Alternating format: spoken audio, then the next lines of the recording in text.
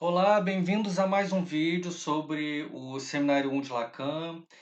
Hoje eu vou falar sobre o espírito com o qual Lacan falou nesse seminário que ia tomar os escritos técnicos de Freud.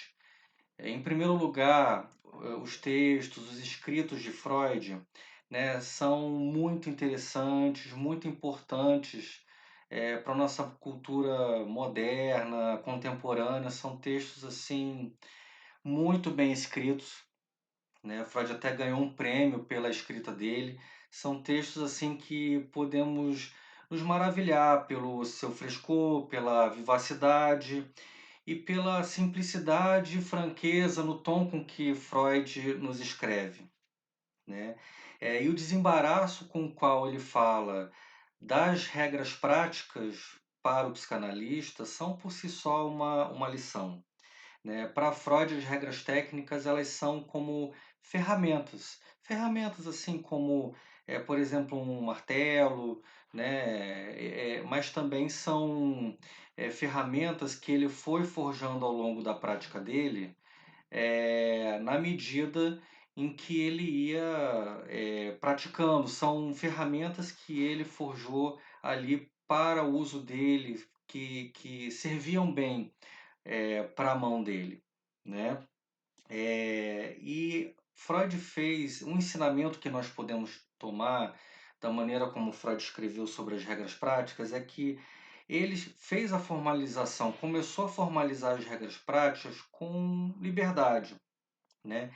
E isso é saudável, isso é libertador de qualquer dogmatismo em relação a isso, né? Até porque a verdadeira questão, né, Lacan fala isso, a verdadeira questão não está exatamente nas regras técnicas, a verdadeira questão relativa às regras técnicas está em outro lugar, né? E a verdadeira questão diz Lacan, o que fazemos quando fazemos análise? O que o psicanalista faz quando faz psicanálise? Essa é a verdadeira questão para Lacan. E é através dessa questão que ele aborda os escritos técnicos de Freud. Um dos pontos de partida de Lacan para abordar esse assunto é a atualidade da prática, da experiência da prática psicanalítica naquela época. Ele está em 1954, né, e ele vai tomar como ponto de partida o que se escrevia, o que se praticava, né, o que se transmitia sobre a psicanálise naquela época. Ele vai tomar isso como ponto de partida, né? E ali, Lacan faz um diagnóstico sobre como estava a prática da psicanálise em 1954. Ele fala que ali havia uma confusão radical, né? As ideias sobre a análise, sobre a noção de psicanálise, elas eram muito diferentes uns dos outros, cada psicanalista tinha uma ideia sobre o fazer psicanalítico, as formulações eram as mais contraditórias, falava-se pouco de desejo, de fantasia, o humor estava ausente também das elaborações sobre os resultados terapêuticos, enfim, houve uma espécie de perda, ou seja, os psicanalistas, no diagnóstico de Lacan em 1954, eles se perderam, eles se extraviaram da base de uma base concreta da experiência psicanalítica. Mas então, para se comunicar, para fazer uma troca discursiva, para se comunicarem entre si a respeito da psicanálise, né, o que os analistas faziam eram se agarrar a pedaços de elaborações teóricas de Freud. Então, quando eles precisavam debater, discutir uma ideia que eles estavam trabalhando, eles ali para argumentar, eles se seguravam, né, num pedaço de elaboração teórica de Freud, né? Porque a comunicação ficou muito difícil, já que havia ali uma grande confusão, né? Então eles se seguravam na linguagem freudiana, no que Freud escreveu, para poder conversar entre si, né? Porque senão ficava assim uma confusão, né? Que se tinha concepções muito diferentes da ação terapêutica e da psicanálise como relação interhumana. Falando nisso, depois da morte de Freud, a direção mais fecunda na elaboração teórica dos pós-freudianos foi a noção da relação do analista e do analisado. E foi o meio pelo qual os analistas naquela época tentaram encontrar o que seria uma base de experiência, a base da experiência psicanalítica. Essa concepção, essa noção da relação entre analisado e analista, ela foi mais bem elaborada, mais bem acabada no termo de Balint, que é Two-Body Psychology, né? Psicologia, em português seria psicologia de dois corpos, né? É o nome que Balint deu naquela época, né? E ali, agrupado em torno dessa Two-Body Psychology, estavam os estudos sobre relação de objetos, sobre a importância da contratransferência, sobre a fantasia, né?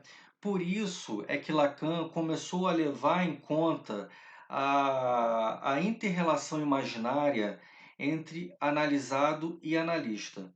Mas aí Lacan mas toma isso assim com muita precaução, né? É, ele, em relação a isso, ele coloca a seguinte questão: mas será suficiente dizer que se trata de uma relação entre dois indivíduos? Será que por aí que se poderia perceber os impasses para onde são atualmente levadas as teorias da técnica? São questões que Lacan começou a se colocar e a colocar para o seminário dele, né? E que chegou até a nós. Porque para Lacan, e aí ele já toma aí um passo importante, né? Para Lacan, se houver two-body psychology, não pode haver, isso não pode haver sem que entre aí um terceiro elemento. Porque já nessa época, o ponto central a partir do qual Lacan vai perspectivar a prática da psicanálise é a palavra.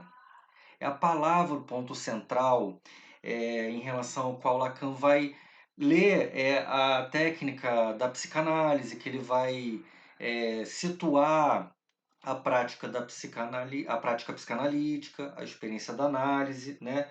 Logo, diz Lacan, a prática da psicanálise ela é uma prática que se dá numa relação a três. Então, há analisado, analista e a palavra, que é o ponto central. Então, para Lacan, a relação interanalítica, ele fala assim naquela época, a relação interanalítica ela se situa numa tríade, ela é uma relação triádica, né? E essa tríade é analisado, analista e a palavra, né?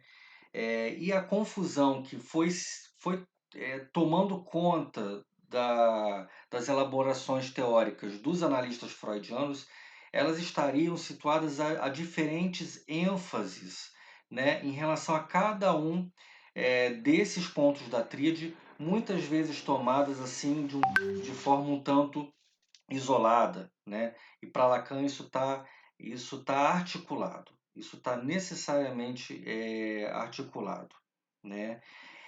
Por fim, aqui, né, Lacan está começando, como eu falei em outros vídeos, a situar algumas questões em relação à experiência da análise, questões que se situam numa questão mais importante, na verdadeira questão que vai situar as outras.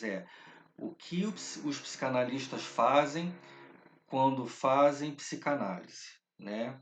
E Lacan não vai se deter no que ele trabalhou até aqui, né? E ele vai inclusive avançar bastante sobre alguns pontos.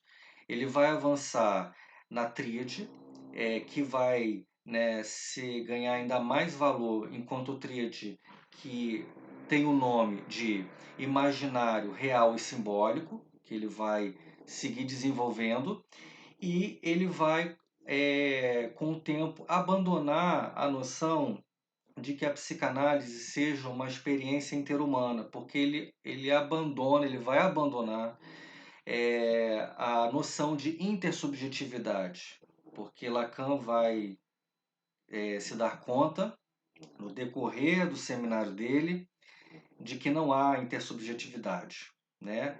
E vai desenvolver cada vez mais, né, a lógica do ato psicanalítico e o discurso do analista. Até o próximo vídeo. Se vocês tiverem dúvidas, comentários, quiserem escrever algo aqui a respeito desse vídeo, sugerirem conteúdos, vocês escrevam aqui embaixo nos comentários. Até o próximo vídeo.